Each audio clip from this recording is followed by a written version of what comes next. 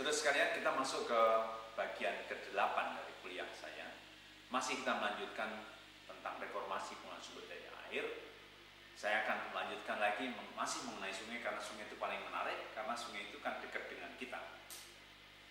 Tidak pernah orang melangkah lebih dari 1 kilometer kecuali menemukan sungai. Saudara ada di sini sekarang, saudara coba ke selatan, kira-kira 1 kilometer saudara akan menemukan sungai. Ke utara, kira-kira 1 kilometer saudara akan menemukan sungai. Jadi sungai itu adalah tempat kita berada. Dimanapun kita berada, di situ akan ada sungai, apalagi di Indonesia. Ya. Terus sekalian saya lanjutkan dari contoh-contoh proyek-proyek renaturalisasi, yaitu dari bentuk yang lurus dibelok-belokkan kembali, itu namanya renaturalisasi, dan di negara-negara maju sudah banyak dilakukan, dan sekarang semakin intensif dilakukan di negara-negara maju, karena dia berpikir bahwa apa yang mereka lakukan 100 tahun yang lalu salah, yang sekarang dia memperbaiki kesalahannya dengan membuat sungai itu mendekati kondisi alamnya, yang disebut dengan natural light river basin, ya, natural light, karena dia mungkin kesulitan juga untuk mengembalikan pada kondisi alamnya 100%, maka disebut dengan natural light river basin. Dan konsep ini berkembang pesat di dunia sumber daya air sekarang ini. Contoh ini adalah contoh hasil pembelok-belokan sungai seperti ini, ya, saudara sekalian. Maka ini dulunya setelah pelurusan ini sungai mati, kemudian hidupkan kembali, maka sungai itu lewat kepada sungai lamanya lagi, dan terjadilah keseimbangan, tanaman-tanaman akan tumbuh lagi, tentu saja ada yang tumbang, ada yang tumbuh dan sebagainya. Tapi dalam waktu yang tidak terlalu lama, daerah-daerah sempadan sungai akan hidup lagi, hewan-hewan, ikan yang diharapkan bisa menjadi sumber protein itu akan bisa hidup lagi di sini, jumlahnya banyak berpijak di sini, sehingga akan muncullah ketahanan pangan dari sungai-sungai itu. Terus sekalian, kalau kita bicara mengenai ketahanan pangan, sebetulnya kita bisa sampaikan di sini bahwa di samping ketahanan pangan karbohidrat, kita perlu juga ketahanan pangan protein.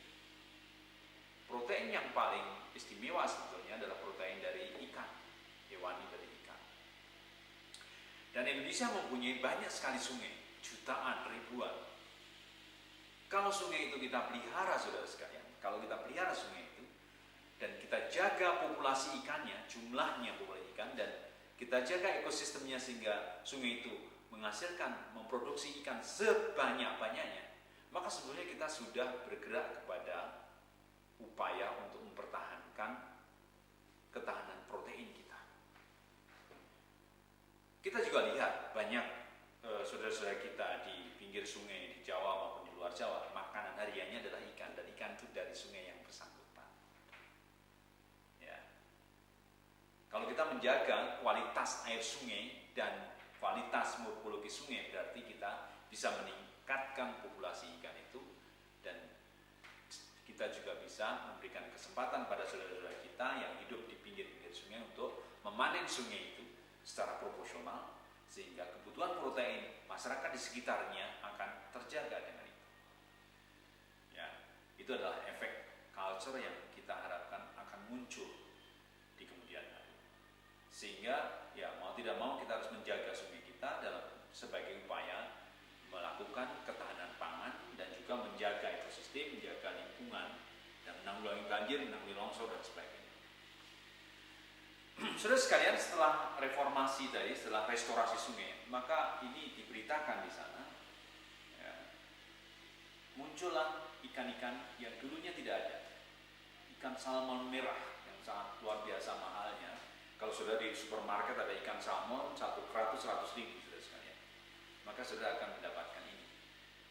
Ya, sudah dengan direstorasi sungai itu, sungai lama hidup kembali, habitatnya muncul kembali, maka hewan-hewan itu akan bertelur di situ, ikan bertelur di situ dan akan berpijak, dan akhirnya dia akan meningkat populasinya. Kalau ada peningkatan populasi, saudara sekalian, berarti ada peningkatan sumber protein yang jadi panen daripada ikan itu.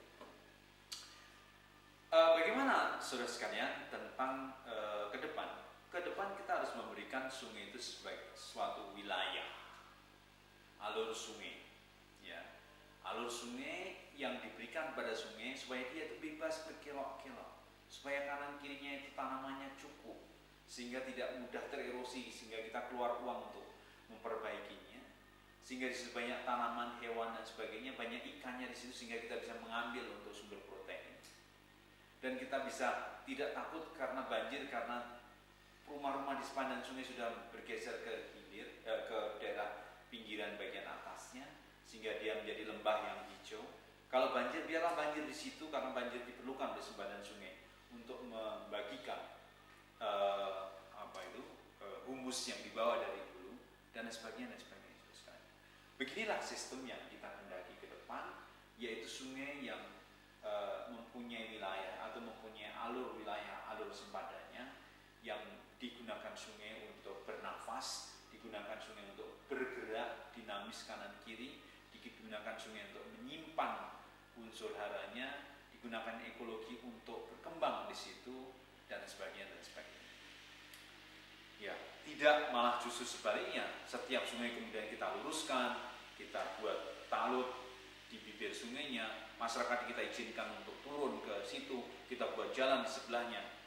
This is not true, saudara sekalian. This is not sustainable development yang kita inginkan.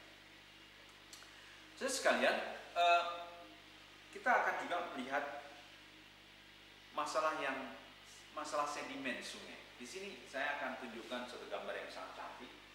Ini Merapi sebelum meletus, saudara sekalian. Di situ ada masalah sedimen sungai. Bagaimana mengelola sedimen sungai? Kalau dari alur sungai, sekarang sedimen sungai itu bagaimana mengelola? Apakah kita biarkan sedimen sungai itu mengalir begitu saja tanpa satu pengelolaan? Atau konsep pengelolaan yang bagaimanakah yang diperlukan supaya sedimen sungai itu akan menjadi lebih baik, saudara sekalian? Nah, sekarang saudara sekalian, kita lihat di berbagai tempat ada yang bangunan-bangunan pencegat sedimen yang disebut dengan sabu dam. Sedimen dari hulu yang mengalir ke bawah karena terlalu banyak, saudara sekalian, dibuat sabu dam, buat dam-dam penahan pasir. Ya. Efeknya, saudara sekalian, dengan dibuat dam-dam itu, maka sedimen itu akan tertrap, akan terperangkap di situ semuanya, sehingga bagian hilir kekurangan sedimen. Itu yang terjadi. Pada kondisi normal, dengan bangunan itu, maka sedimen akan tertangkap semuanya di bagian atas, bagian hilir, bagian hulu, dan bagian hilirnya itu tidak ke bagian sedimen. Nah, apa efeknya, saudara sekalian? Dengan di bagian tengah dan hilir tidak ada sedimen, pasokan sedimen, maka dasar sungai itu akan semakin turun. Dan kalau dasar sungai turun atau scoring atau erosi, maka pilar-pilar jembatan akan menjadi lebih bahaya. Penguat-penguat tebing juga akan bisa runtuh dengan seketika. Dan pasokan sedimen itu tidak ada, maka keraka kerikil tidak bisa menjadi tempat bagi fauna untuk berpijak di situ. Nah, itu pada kondisi normal, saudara sekalian. Maka bangunan pencegat sedimen di bagian hulu itu mempunyai efek negatif, yaitu merubah keseimbangan sedimen hulu dan hilir. Tapi kenapa orang melakukan itu, saudara sekalian?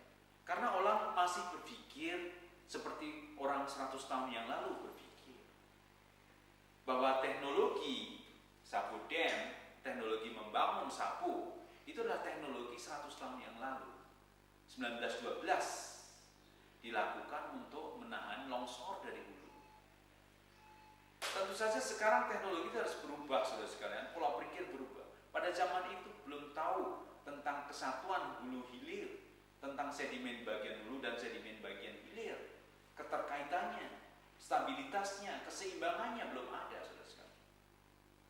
Pada zaman dulu orang berpikir sektor dan berpikir lokal. Nah, sekarang dengan adanya bangunan ini di bagian hilir, kekurangan sedimen.